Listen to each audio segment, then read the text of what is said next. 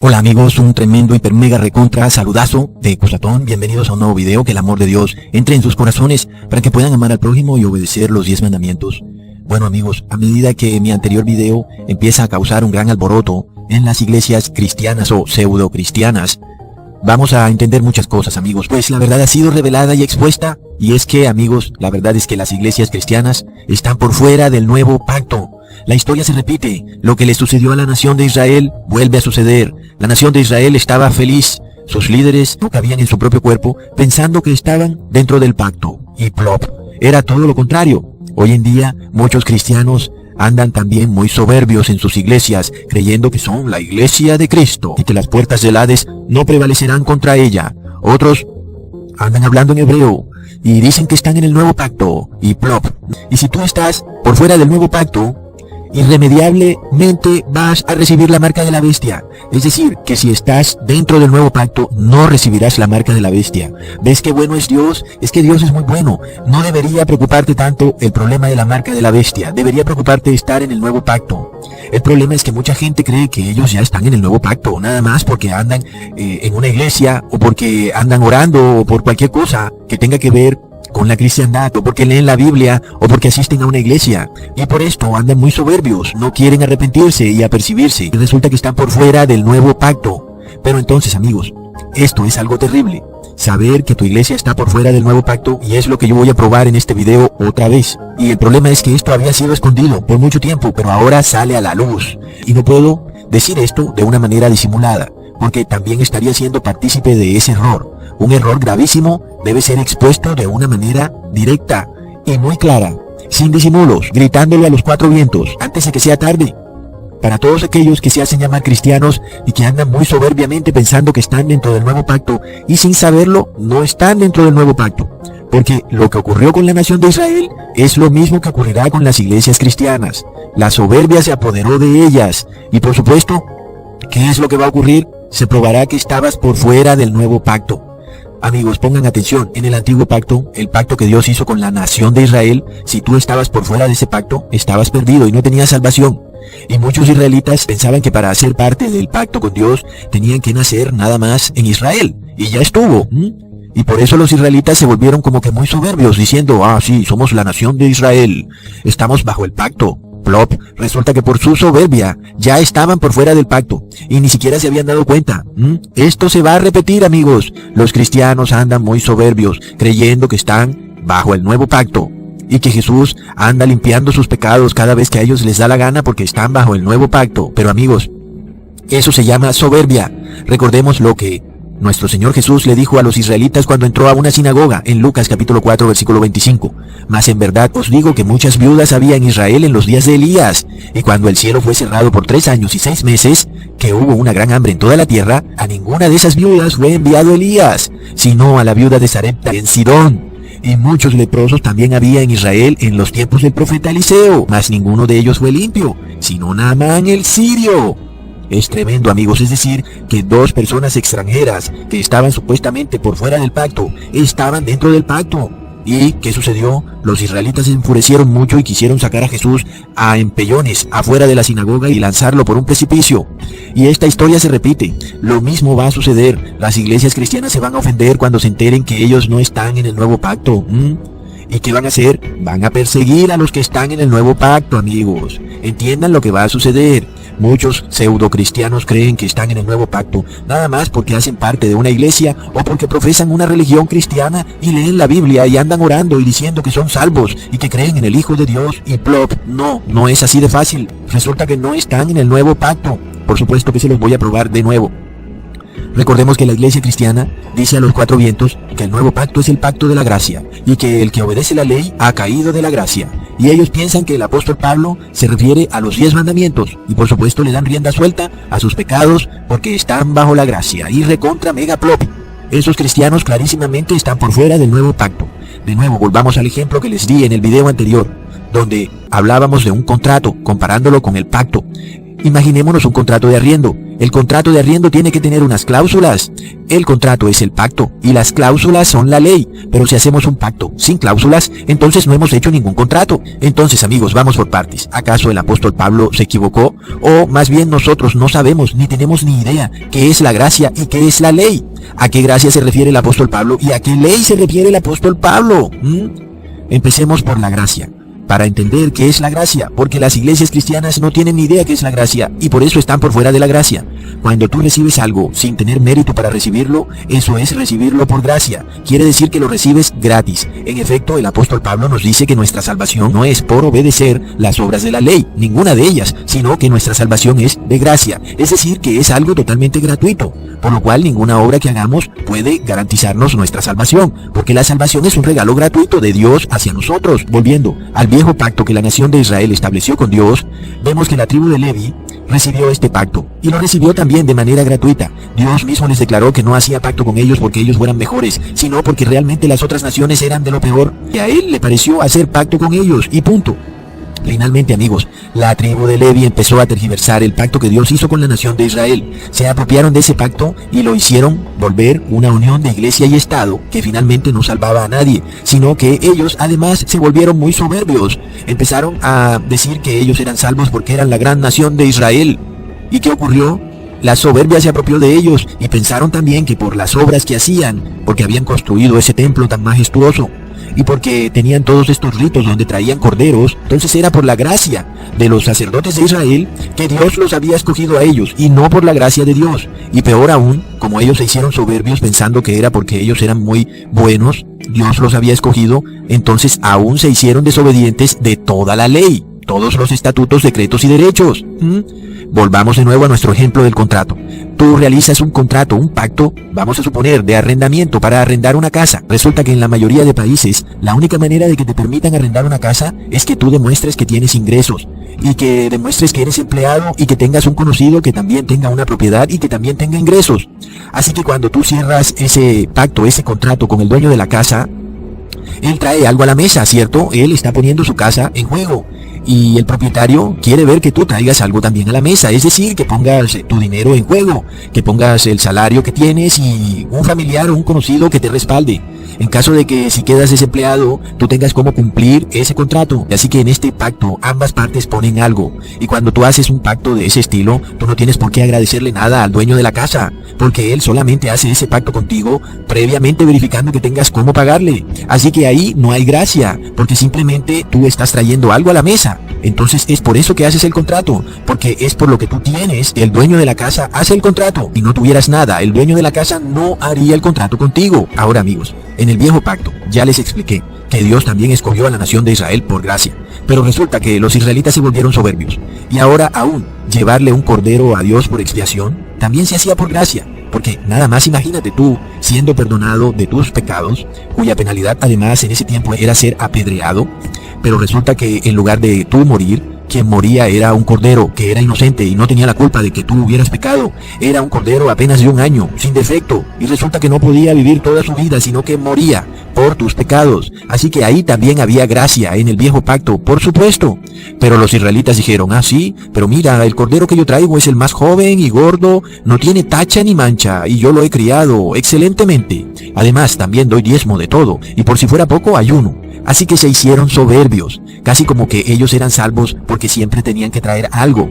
Pero al final igual había gracia, pero ellos se llenaron de soberbia. Empezaron también entonces a desobedecer las cláusulas del pacto, es decir, los 10 mandamientos. Y luego pensaban que por ser parte de la gran nación de Israel, Dios siempre estaría renovando el pacto con ellos. Pero un día, ¡plop!, se anuló el pacto y no hay vuelta atrás. La nación de Israel ya no está bajo el nuevo pacto, amigos. Entonces, amigos, la nación de Israel tergiversó la gracia y además violó las cláusulas del pacto.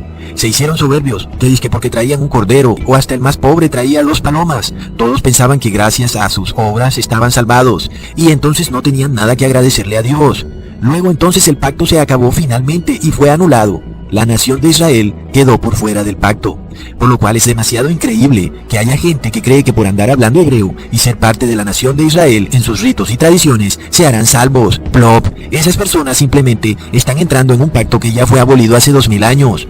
Entonces, amigos, ¿qué significa ser salvado por la gracia? Ser salvado por la gracia no tiene nada que ver con las cláusulas que están en el contrato, sino con lo que traes para firmar el contrato. Significa que no traemos nada.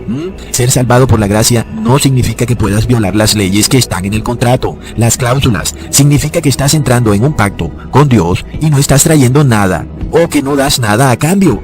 Es como si hicieras el contrato de arrendamiento y lo firmaras sin presentar ninguna prueba de que tienes dinero, ni que tengas ni siquiera un conocido que pueda respaldarte al firmar el contrato. Es como si te presentaras sin ningún papel, sin ninguna identificación, o para decirlo coloquialmente, es como si el dueño de la casa hiciera un contrato contigo nada más por tu linda cara, y eso aún y si eres feo. Pues obviamente, amigos, ningún ser humano en sus 5 sentidos haría un contrato con una persona que no tiene nada, pero resulta que eso es literalmente lo que ha hecho Dios Padre. Dios Padre establece un contrato contigo y tú no tienes nada que presentar, porque todo lo que tú tienes, por obvias razones, ya le pertenece a Dios Padre. Entonces, prácticamente es como si tú te presentaras a firmar el contrato literalmente desnudo, porque para Dios Padre hasta tu ropa es inmunda. Es como si llegaras a firmar ese pacto no solo desnudo, sino sucio, sin bañarte, como si fueras un mendigo.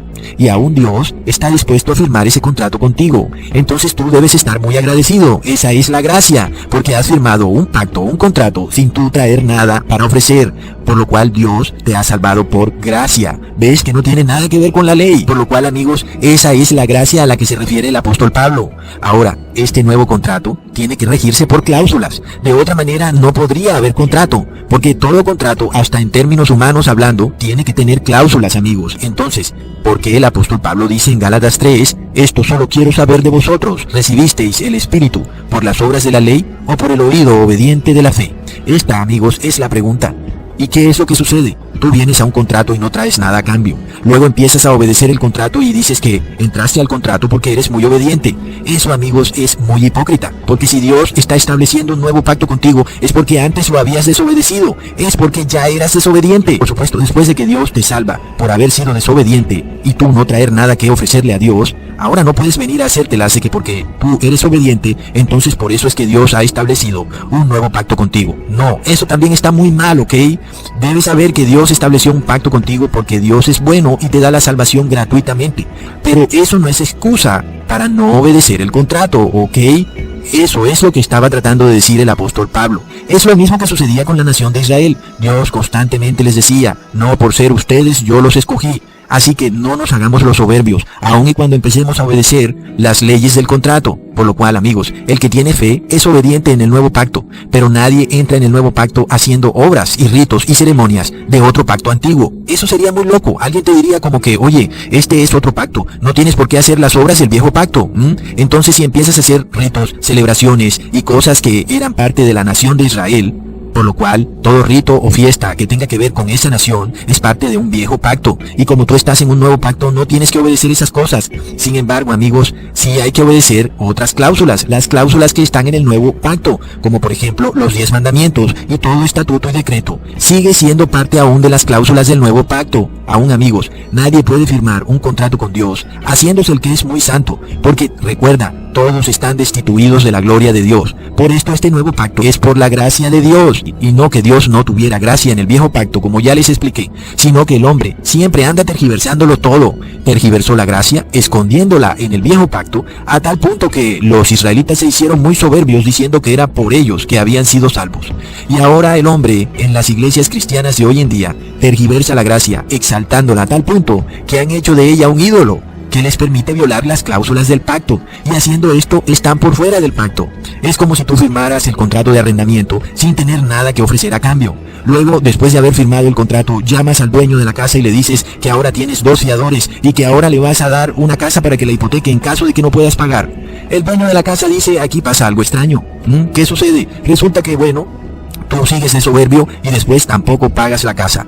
De tal manera de que de nada le sirven al dueño los fiadores que tú tengas, porque el dueño de la casa lo único que quiere es que tú cumplas las cláusulas del pacto. Así que, de nuevo, tergiversaste la gracia que te había dado el dueño, la echaste a perder y finalmente también incumpliste las cláusulas del pacto, amigo. Es increíble. Amigos, cuando Jesús selló ese nuevo pacto, Él lo selló con su sangre.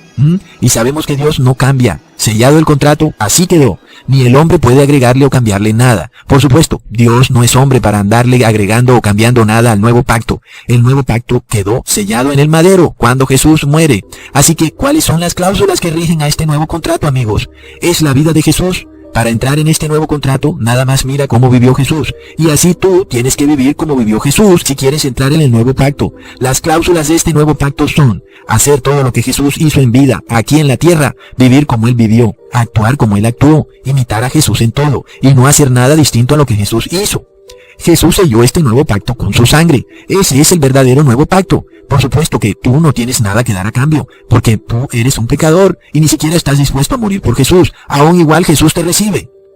Amigos, por esto debemos entender que el pacto es un pacto individual. Jesús quiere hacer un pacto con cada individuo de este mundo, no con naciones ni con iglesias. Entiende esto, tú no vas a entrar en el nuevo pacto en grupo. Pues como ya les dije, Dios lo declaró en Jeremías capítulo 31, versículo 29. En aquellos días no dirán más, los padres comieron las uvas agrias y los dientes de los hijos tienen la dentera, sino que cada cual morirá por su iniquidad. Los dientes de todo hombre que comiere las uvas agrias tendrán la dentera. La historia entonces se repite, amigos. Los israelitas decían, soy hebreo, soy israelita, nacido en Jerusalén y soy salvo. Y hoy las iglesias cristianas dicen, somos la iglesia de Cristo, las puertas del Hades no prevalecerán contra ella. Plop. Nadie se salva en grupo. El nuevo pacto es un pacto individual, aún peor. Hay unos que han caído en una locura más increíble. Andan hablando hebreo y haciendo ceremonias hebreas, es decir, siguiendo las fiestas del Señor a la manera hebrea. Y amigos, esto es el viejo pacto, porque la nación de Israel está por fuera del nuevo pacto. Y lo mismo, las iglesias cristianas están por fuera del nuevo pacto, amigos, porque el nuevo pacto no se firma en grupo. La iglesia entonces está conformada por las personas que individualmente están en el nuevo pacto, es decir, aquellos que actúan, piensan y hablan como Jesús lo hizo en vida, y siguen a Jesús a donde quiera que Él vaya. Esa es la verdadera iglesia, la sumatoria de las personas que han establecido un nuevo pacto con Jesús. Por tanto, la verdadera iglesia no introduce nada distinto a lo que Jesús hizo en su vida, porque Jesús selló el pacto estando vivo, y no después de muerto o de resucitado, amigos. Así que ni los apóstoles hubieran tenido poder, aun si hubieran querido, para introducir nuevos ritos o tradiciones o festivales o nuevos días de reposo. Luego dicen que los apóstoles supuestamente reposaron en domingo porque Jesús resucitó en domingo. Recontra mega plop. Todo lo que se haga por fuera del sellamiento que Jesús hizo en el Calvario cuando murió en el madero es completamente inválido. Pero por supuesto, sabemos que los apóstoles jamás reposaron en domingo, algo que ya les probé en un video. Sin embargo, por el ánimo de la discusión, supongamos que los apóstoles sí reposaron en domingo. Plop. Vemos que Jesús jamás reposó en domingo durante el tiempo que vivió en la tierra. Jamás. Por eso sabemos que reposar en domingo está por fuera del nuevo pacto, porque el nuevo pacto es actuar, pensar y vivir tal y como Jesús lo hizo mientras vivió en esta tierra. Amigos, tampoco somos de los locos que dicen que Jesús violó el día sábado. Eso sí se volaron la tapa, porque Jesús no pecó en nada. Por supuesto que Jesús no iba a violar el cuarto mandamiento. Jesús no desobedeció al Padre en nada. Por lo cual, amigos, recordemos que sanar en día de reposo no es pecado. Hacer el bien en el día de reposo no es pecado. Pero trabajar no es hacer el bien, porque trabajar es ganar dinerillo, amigos, y eso no es hacer el bien. Por lo cual, amigos, es muy absurdo pensar que cuando Jesús muere en el madero, establece una nueva religión basada en tradiciones que se vayan dando a través de los años. Eso es completamente absurdo, porque el pacto que Jesús sella con su sangre está basado en las obras de su vida. Entendemos que su vida es su testamento, que nos queda a nosotros para cumplir. Alguien puede decir que por qué Jesús aplaude a la mujer que da diezmo en el templo judío, si eso es del viejo pacto. Pero de nuevo recordemos, amigos, el diezmo es válido. Lo que ya no es válido es el templo judío. El templo de Israel es del viejo pacto. Por esto Jesús aclaró en Mateo capítulo 23, versículo 37. Jerusalén, Jerusalén, que matas a los profetas y apedreas a los que te son enviados. ¿Cuántas veces quise juntar a tus hijos como la gallina junta sus polluelos debajo de las alas y no quisiste? He aquí, vuestra casa os es dejada desierta. Es tremendo, amigos. Jerusalén y sus ritos y sus fiestas, con sus ceremonias, quedaron desiertos. Por lo cual el diezmo sí es parte del Nuevo Testamento, pero no Jerusalén. Por supuesto, más locos fuéramos, si diéramos el diezmo a una iglesia que no está bajo el nuevo pacto. Eso es ser loco. ¿Qué pasa? Así que, esto es un tema serio, ¿ok? El pacto que Jesús estableció para ser firmado entre Dios y cada uno de los seres humanos está listo para que tú también lo firmes. Y Jesús lo sella con su sangre, por lo cual no te la vengas a dar ahora de ignorante y digas que no sabes cuáles son las cláusulas de ese contrato que firmas con Jesús. Porque Jesús en vida no violó ni un solo mandamiento, estatuto o decreto de la ley de Dios. ¿Entiendes eso? Ese es el testamento que Jesús dejó para que nosotros lo obedeciéramos. Ese es el Nuevo Testamento, amigos, el nuevo pacto, el nuevo contrato. Por esto el apóstol Pablo dijo en Hebreos 9, porque donde hay testamento, necesario es que intervenga la muerte del testador, porque el testamento con la muerte es confirmado. De otra manera no es válido, entre tanto que el testador vive. Amigo, pon mucha atención. El testamento es confirmado con la muerte, no con la resurrección. Quiere decir que no podemos decir que el domingo es el día de reposo porque Jesús resucitó en domingo. Es terrible. Recontra mega plop. No. Porque el testamento es confirmado con la muerte, no con la resurrección, amigos. No se dejen engañar. Más claro no puede ser. Por tanto, hermanos, ¿de qué te sirve estar en una iglesia que celebra la Navidad, la Semana Santa, fiestas judías a la manera judía, con tradiciones judías, reposando en un día romano que es el domingo? Cosas todas que no tienen nada que ver, amigos, con el nuevo pacto, porque Jesús no hizo nada de eso. Por tanto, ¿para qué vamos a realizar algún ritual, rito o ceremonia que Jesús ni siquiera realizó? Y aún, ¿para qué te juntas con personas que están por fuera del nuevo pacto? ¿Acaso quieres que también te saquen a ti del nuevo pacto y empieces a actuar de forma distinta a como actuó Cristo? Amigos, porque nadie tiene la vida comprada, ¿ok?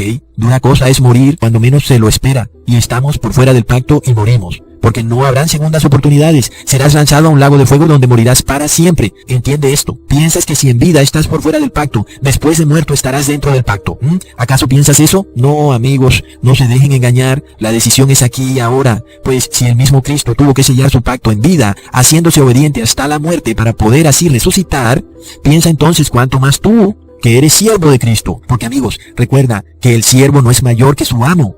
El siervo no puede ser mayor que su amo. Si el amo tuvo que sellar el pacto con su vida, tú también tienes que morir para sellar este nuevo pacto. ¿Quiere decir esto, amigos, que tienes que suicidarte? No. Quiere decir que ese hombre carnal tiene que morir y tú nacer de nuevo. Pero entonces, cuando el hombre carnal muere, tú estás entrando en nuevo pacto con Dios. Mientras ese hombre carnal no haya muerto, tú no has sellado ese pacto, porque de nuevo volvemos y repetimos lo que dijo el apóstol Pablo. Donde hay testamento, necesario es que intervenga la muerte del testador. Así que si tú quieres entrar en este nuevo testamento, tú también tienes que morir. Pero esta es una muerte en la que muere el hombre pecador y ahora nace el hombre espiritual, que obedece las cláusulas del nuevo pacto. Así que tú en ese momento te haces igual que tu maestro. Él tuvo que morir para sellar el pacto y tú también tienes que morir al pecado para sellar el pacto. Pero aún, volviendo a lo que estaba diciendo, si Jesús tuvo que morir para sellar el pacto, no pensemos que nosotros vamos a poder establecer un nuevo pacto después de muertos. Eso tampoco es posible. Este nuevo pacto se establece en vida, y en vida tú tienes que morir para sellar el pacto, es decir, morir al pecado y luego vivir. De esta manera tú eres un hombre nuevo, en un pacto con Dios, y por eso jamás recibirás la marca de la bestia. Amigos, el tiempo se agota rápidamente y cada día es peor que el anterior. Hasta pronto.